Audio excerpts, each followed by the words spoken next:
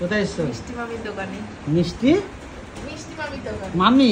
তো বন্ধুরা আজকে আমরা পেয়ে গেছি আমরা চাঁদপাড়ার কচুরি কুইন মৌদিকে। চাঁদপাড়ার কচুরি কুইন না, হাবড়ার। একদম হাবড়ার কচুরি কুইন। যাই হোক, মেয়ে আমি। আপনার মেয়ে মৌদিকে আর চলে এসছে আজকে কোথায় বলো তো? কোথায় এসছো? মিষ্টি মামির দোকানে। মিষ্টি মামির দোকানে। মামি। ও মামি, দিদি বলবো না? ও মিষ্টি মামি, টাকার এদিকে একটু স্মাইল করুন। তো কেমন লাগছে? খুব ভালো লাগে। আমি চা খেতে। চা খেতে? তো মিষ্টির দোকানটা দূর থেকে দেখলে ভিউটা কেমন? ভালো। ভালো ভিউ না? ভালো, ফোনেই দেখেছি অনেক, সবার ভিডিওতে দেখছো তাই তো? তো চা আজকে হাবড়া থেকে চা খেতে চলে এসে চাঁদপাড়ায়। আমি অনেক দূরে দূরে চা খেতে যাই গাড়ি চালিয়ে, 10-15 কিলোমিটার গাড়ি চালিয়ে।